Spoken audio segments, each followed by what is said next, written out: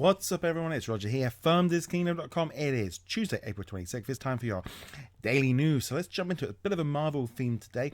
So I'm going to kick off first off with the X-Men Apocalypse trailer, which has broke out. It's gone out everywhere. It's really looking a really exciting movie.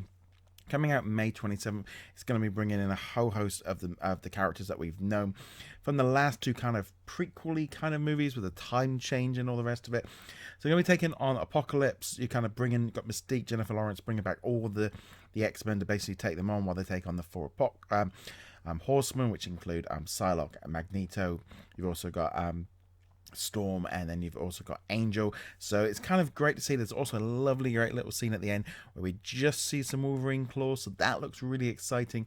Definitely liking the look of this one here. I think it definitely seems to be the underdog in terms of the Marvel movies this year, in terms of not even just Marvel movies, in terms of comic book movies. It was kind of the one that everyone wasn't really paying as much attention to, but these trailers are really getting everyone quite excited. So I'd love to know your thoughts on the X-Men trailer. Are you excited about X-Men Apocalypse? Are you going to be going to see it? I'd love to know your thoughts on that. And also going to jump over to the Marvel Civil War side of things. The movie comes out later this week, pretty much everywhere, and opens up properly next week in every region. Marvel have announced a whole host of new updates are going to be coming to their games on April 28th.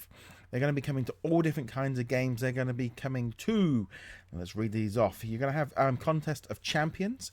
You're also going to have Avengers Alliance 2, Future Fight, Puzzle Quest, and Avengers Academy.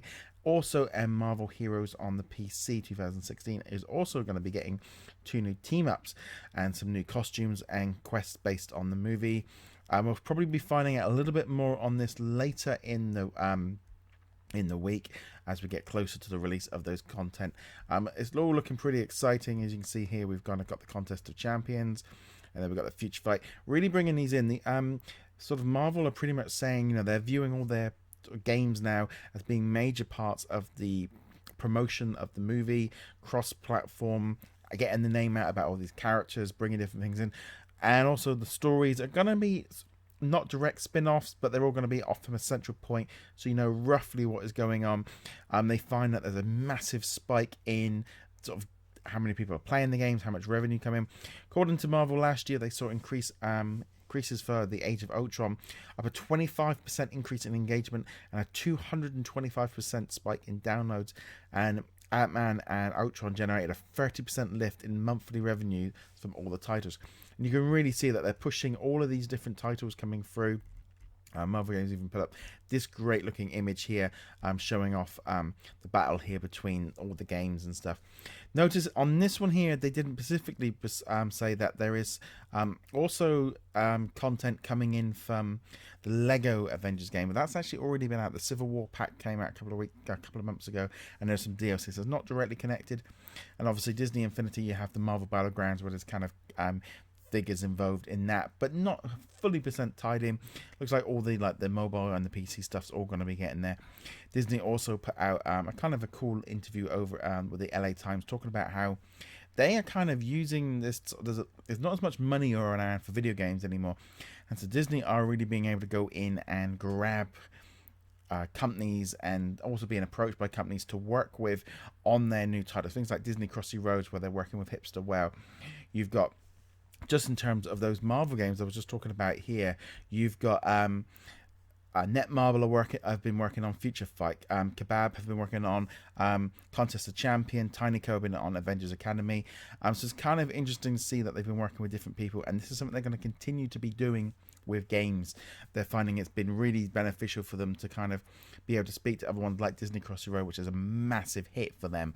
And there are going to be some more games coming later. There is a building game featuring finding story characters, and there's also going to be a new mystery solver with the Zootropolis or Zootopia characters as well. So this isn't going to be going anywhere soon. They are really kind of ramping up the amount of content they are creating and finding the right people to work with on those products, which I think is a great idea for Disney.